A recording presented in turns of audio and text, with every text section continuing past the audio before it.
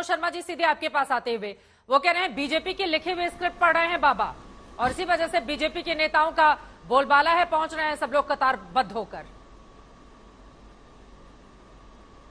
चित्रा जी, पूरा देश देख रहा है कि धीरेन्द्र शास्त्री जी का प्रोग्राम पहले से निर्धारित था, बेंगलोर चुनाव के पहले से, कर्नाटक चुनाव के पहले से, और यहां आम जनता ने कार्यक्रम लिया है, कोई भाजपा का उसमें नहीं है।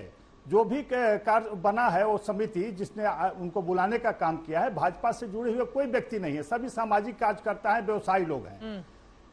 निमंत्रण सबको मिला, राजद के आदरणीय लालू जी को मिला, तेजस्वी जी को मिला, आदरणीय मुख्यमंत्री जी को मिला, हमारे पार्टी के नेताओं को ही मिला। तो चूंकि हम सनातन प्रेमी हैं, सनातन धर्म को मानते हैं, हमने इज्जत किया, सम्मान किया, जाके मंच पर आरती किया। तो क्यों इतराज हो रहा है भाई? आप भी जाते हैं, आपका भी लोग चित्र देखता है, कतारबद्ध होकर नेता पहुंच गए हैं, कतारों में लगकर ऐसा लग रहा है कि बिहार बीजेपी के नेताओं में वोट लग गई है, हमें कहीं आमंत्रण मिलता है, रहता है, उनके सबसे करीब कौन रहता है? ना इससे अच्छा अवसर क्या होगा एक संदेश देने का सनातन प्रेमियों को कि हम हैं, सनातन के लिए हम भी खड़े हैं। अगर बाबा बात कर रहे हैं तो इसमें क्यों जलन हो रही है, क्यों ईर्ष्या हो रही है?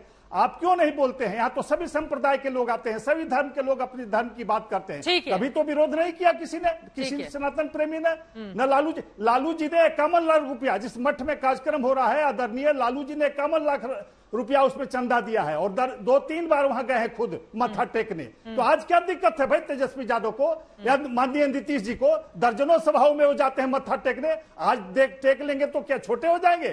धीरेन्द्र शास्त्री जी की कितनी लोकप्रियता है, भारत देख रहा है। आज आम जनता 10 किलोमीटर तक लाइन लगा हुआ है, गरीब लोग, हर जाति, हर धर्म के। उस्फार अहमद साहब ने फूल दिया है, जो अल्पसंख्यक वर्ग से है, सारा फूल उठाया है उनके स्वागत में। अब आप जो सवाल खड़े कर रहे हैं, आरजेडी के प्रदेश अध्यक्ष हैं जगदानंद सिंह, उनकी ओर से इस पूरे मामले में क्या कहा गया है सुन लेते हैं, उसके बाद चर्चा में आगे बढ़ेंगे। सुनिए। गांव में केवल डुगडुगी जहां मदारी बजाता है, आधा गांव आके इकट्ठा हो जाता है। आज उसका प्रमाण पत्र मांगो तो न पढ़ा है न लिखा है, लेकिन उसका मजाक उड़ाने वाले से लेके उसको बेवकूफ बनाने वाले से, सब बेवकूफ बनने वाले लोग, इतनी तरह के लोग उसके डुगडुगी बजाते हुए यहाँ पर इकट्ठे हो जाते हैं। कभी किसी ने नहीं पूछा तुम कहाँ से चिड़िया बना देते हो आदमी को, चिड़िया को आदमी कैसे बना देते हो? कभी किसी ने नहीं पूछता है कि तुम आदमी को 2 भाग में काट दिया। ये तो सर्जन भी नहीं कर सकता है ये काम, लेकिन वही जिसको धोखाधड़ी कहते हैं, धोखाधड़ी ही उनका पेशा है। अरे तो कार्यक्रम चल रहा है, तो कार्यक्रम में कितना लोग बीमार पड़ रहा है। जो आयोजक जो व्यवस्था किया है, आप देख रहे हैं कि पूरा, और जो बाबा है पूरे बिहारियों को गाली देने का काम किया है, पूरे बिहारियों को बोलता है कि पागल है। बिहार में कृष्ण राज है, महागठबंधन की राज है। भगवान श्री कृष्ण 16 कलाओं से पूर्ण थे, राम जी 14 ही कला में थे।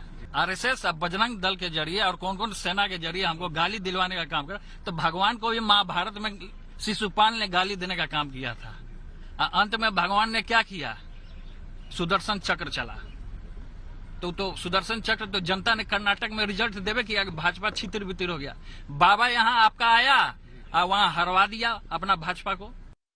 तो तेज प्रताप यादव बता रहे हैं कि कृष्ण का राज चल रहा है और यहाँ पर राम की जरूरत नहीं है। सीधे से पहले बिहार बीजेपी की प्रवक्ता से जवाब ले लेते हैं, उसके बाद बाकी मेहमानों के पास। विनोद जी, आप सुन रहे थे, एक तरफ जगदानंद जी कह रहे हैं कि मदारी डुगडुगी बजाने लगता है तो भी भीड़ इकट्ठा हो जाती है। वो तुलना कर रहे हैं बाबा बागेश्वर की एक मदारी से, और साथ ही कृष्ण राज की जरूरत है बिहार में, राम राज नहीं चाहिए। तेज प्रताप बोल रहे हैं। चित्रा जी, 2 बातें हैं। पहला बार जगता बाबू ने सारे बिहारियों को मूर्ख कहा, आश्चर्यजनक है।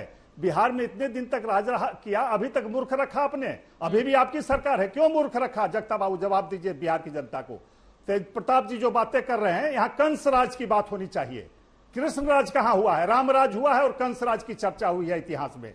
तो कंस राज नहीं चलेगा, राम राज ही चलेगा देश में, और सब भारतवासी राम राज चाहते हैं। आपके चाहने से कंस राज स्थापित नहीं होगा। आप गलत बोल रहे हैं। कृष्ण राज, कृष्ण जी तो सारथी थे, उन्होंने कंस का अंत किया था, तो आप उनके अगर आदर्श है तो आप जरूर जाते, आपको जाना चाहिए था देखने, उनको सुनने के लिए। अगर श्रद्धा थी, सनातन धर्म की बात आप कर रहे हैं, अगर कृष्ण और राम की बात कर रहे हैं, तो क्या गुरेज है आपको जाने में? आप जाने से छोटे नहीं हो जाते। आपके पिताजी दर्जनों बार गए हैं उस मठ में, जाकर सहयोग किया है, उसको बनाने में मदद किया है। तो आज आप लोग अरे उनके आने से आपको क्या फायदा हो जाता है? यही तो सवाल है ना विनोद जी। अगर वो आ जाते तो आपको क्या फायदा या क्या नुकसान हो जाता? चलिए बल्लभ जी से, क्या जगनानंद जी की ओर से पूरे बिहारियों का अपमान किया गया है? कोई बाबा अगर इस तरह का कार्यक्रम लगा रहे हैं तो ये कहना कि मदारी डुगडुगी बजाने आ जाता है तो भी भीड़ इकट्ठा हो जाती है, ये क्या तुलना हो गई? वो वहां पर राम कथा करने जा रहे हैं, वो मदारी है क्या? मूर्ख लोग आते हैं। मैं पूछ लेती हूँ, लक्ष्मण सिंह जी हमारे साथ हैं, नेता हैं आप, ठीक है, समर्थक हैं, जरा सुन मूर्ख लेते है हैं। तो जिम्मेवार कौन है? ठीक है आपने राज किया है, ठीक है विनोद जी, बोलिए लक्ष्मण। चित्रा जी, हाँ, सभी को धर्म, अपना धर्म मानने का अधिकार है। और बिहार में जो सरकार है, समतामूलक समरस समाज की स्थापना करने वाली सरकार है। और जहां तक मैं समझता हूं नीतीश कुमार जी को, नीतीश कुमार जी ने इसको साबित करके दिखाया है। उन्होंने सभी धर्मों का सम्मान किया है। आपने देखा होगा, हिंदू धर्म का भी उतना ही सम्मान किया है, मुस्लिम धर्म का भी उतना ही सम्मान किया है। और प्रकाश पर्व तो ऐसा मनाया कि पूरे विश्व में उसकी चर्चा हो रही है। सिख धर्म का भी सम्मान किया है। उनके ऊपर जुर्माना लगाया जा रहा है, उनकी भीड़ को देखकर तंज कस रहे हैं नेता। आरजेडी और जेडीयू में भी होड़ लग गई है कि कौन कितना बुरा बोल ले। क्या अगर वो प्रवचन करने जा रहे हैं तो क्या दिक्कत है नेताओं को उनसे? सैकड़ों जगह आज बिहार में प्रवचन हो रहा है, एक ही जगह नहीं हो रहा है, सैकड़ों जगह होता है। सैकड़ों जगह धर्म गुरु आते हैं, धर्म के साथ प्रवचन करते हैं। कहां किसी को रोका जाता है? बागेश्वर वाले ही तो निशाने पर है ना आप लोगों के। सभी लोग निशाने पे नहीं है। हाँ। ये निशाने पे बनाया जा रहा। अभी देख रहे थे गिरिराज जी का भाषा आपने देखा होगा, वो कह रहे हैं, कल ही कह रहे थे कि किसकी पर्ची निकालेंगे, 24 की पर्ची निकाल दें, इनकी पर्ची निकाल दें। बाबा को भी डिक्टेट कर रहे हैं क्या ये लोग?